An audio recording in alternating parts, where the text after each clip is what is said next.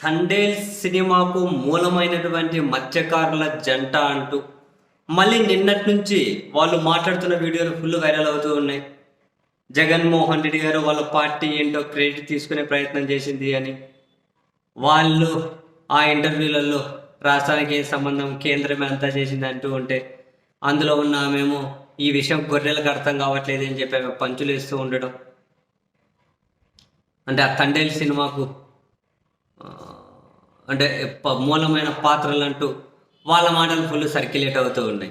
అంటే రాష్ట్ర ప్రభుత్వం అనే లేదు, మొత్తం కేంద్ర ప్రభుత్వం అందే, రాష్ట్రానికి ఏం సంబంధం ఉంటుంది అనే ఈ వీడియో ఇది చూసిన తర్వాత ఎవరు పెద్ద ఆశ్చర్యానికి గురవ్వాల్సిన అవసరం లేదు. ఎందుకంటే మనుషుల స్వభావాలు, కృతజ్ఞత ఉన్నవాళ్ళు ఉన్నారు, కృతజ్ఞత లేని వాళ్ళు ఉంటారు. మనిషి ఏ విధంగా మారిపోతాడు, మనిషి ఏ విధంగా ఊసరి వెళ్ళి రంగులు మార్చుకుంటారు, ఆ తెలుసుకోగలిగే చైతన్యం మనిషిలో వస్తే చాలు. ఎవరిని విమర్శించక్కర్లే, ఎవరిని ప్రశంసించక్కర్లేదు. ఆ చైతన్యం మనిషిలో వస్తే చాలు. ఇప్పుడు రాష్ట్రానికి ఏం సంబంధం, కేంద్రం కదా అది ఇది అని చెప్పినటువంటి ఈ వ్యక్తులే పాకిస్తాన్ జైలు నుంచి విడుదల వచ్చిన తర్వాత అంటే డైరెక్ట్ కేంద్రమే వీళ్ళు ఇట్లా పోయారని చెప్పి తెలుసుకొని విడిపించిందా? వీళ్ళు ఏం చెప్పారు? విడుదల వచ్చిన తర్వాత జగన్ గారిని కలిసి మాకు పునర్జన్మ ఇచ్చారు, మేము వచ్చిన తర్వాత 5 లక్షల రూపాయలు డబ్బులు ఇచ్చారు, వీళ్ళు బాగుండాలని జెట్టీలు, షిప్పర్లు, షిప్పింగ్ యాడ్స్ ఇవన్నీ కనుక కట్టిస్తున్నారు కదా, ఫిషింగ్ హార్బర్స్ ఇవన్నీ చేస్తూ ఉన్నారు. మాకు పునర్జన్మ ఇచ్చారు దేవుడు అని చెప్పి అన్నారు. అని ఈ మత్స్యకారుల కుటుంబాల్లో కూడా చాలామంది జగన్ గారి మీద కృతజ్ఞత చూపుతూ ఉన్నారు. మొన్న ఒక మహిళ కూడా పాపం సినిమా చూసి ఎంత ఎమోషన్ అయ్యారో మనం చూసాం. ఇప్పుడు వీళ్ళేదో ఏం సంబంధం రాష్ట్రానికి అంత మాత్రాన వీళ్ళు జైల్లో ఉన్నప్పుడు ఇక్కడ ప్రతిపక్ష నాయకుడిగా మాటిచ్చింది జగన్. అధికారంలోకి వచ్చిన తర్వాత వాళ్ళ ఎంపీలతో, కేంద్ర ప్రభుత్వం మీదతో పదే మాట్లాడిచ్చింది, లేఖలు రాయించింది, అన్నీ చేయించింది. ఒక యాక్సెస్ పాయింట్ లేకుండా ఉంటుందా?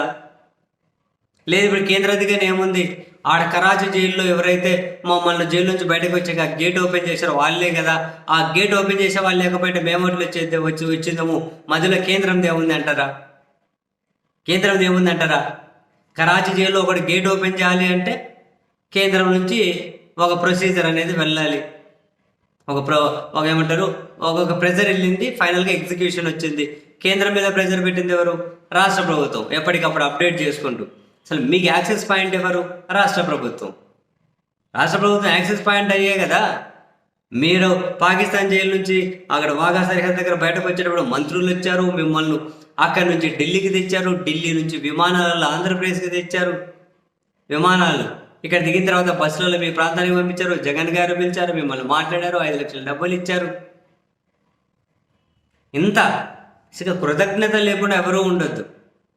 కృతజ్ఞత లేని మనుషులకు మనం చాలా దూరంగా ఉండాలి. నా బేసిక్ ఫిలాసఫీ. ఒక మనిషి నుంచి దూరం జరిగే పరిస్థితుల్లో కూడా అప్పటి వరకు ఆ మనిషి అందించిన సహకారానికి కృతజ్ఞత చెప్పుకుంటూనే దూరం జరగాలి. ఆ మనిషి వల్ల నిజంగానే మేలు జరిగి ఉంటే, ఒక మనిషి వల్ల నిజంగా మేలు జరిగి ఉంటే కృతజ్ఞత చూపించుకుంటూ అన్న దూరం జరగాలి. అది ఒక మినిమం ఒక మనిషిలో. కానీ మనిషి అన్న వాడు ఏడుంటున్నాడు? ఎక్కడో ఒకరు ఉంటూ ఉన్నారు. చెడు చాలా ఎక్కువగా ఎక్స్పోజ్ అవుతుంది కదా, మంచి ఆడ ఎక్స్పోజ్ అవుతుంది. మనుషులు కానీ దాన్నే అంటిపెట్టుకున్నారేమో, మంచిగుంటే నడవట్లేదు, మనం కూడా విచిత్రంగా కృతజ్ఞత లేకుండా మనం ప్రవర్తిస్తే ఎదుగుతామని ఎవరన్నా చెప్పారేమో కొందరికి, మనకు అర్థం కాదు. కానీ లేకుంటే వాళ్ళు ఆ ఇంటర్వ్యూలో కూడా ఆమె కొందరికి రాష్ట్ర ప్రభుత్వానికి ఏం సంబంధం, అంత కేంద్రందే కదా అంటే కొందరు గొర్రెలకు అది అర్థం కావట్లేదు. ఏంటి పంచులు?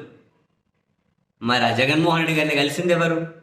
ఆయనతో చేతులు చేయించి మాటిపించుకున్నది ఎవరు? కేంద్రంతో మీ మీద ప్రెజర్ చేయించింది ఎవరు?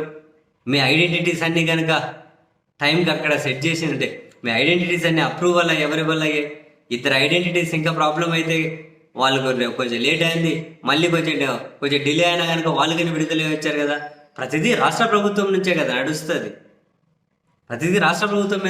నడుస్తుంది. మనం చాలాసార్లు మాట్లాడుకున్నాం. ఒక మనిషి కృతజ్ఞత చూపాలి అన్నది మీ దగ్గర డబ్బన్నా ఉండాలి, అధికారం అన్నా ఉండాలి. అవి రెండూ లేకపోతే మనిషి కృతజ్ఞత కాదు కదా. అప్పటి వరకు నీ భుజాల మీద ఊరేగినోడు కూడా దించి నీ మొహం మీద ఉంచుతారు. అటువంటి నికృష్టమైన జనాల మధ్య మనం ఉంటూ ఉన్నాం.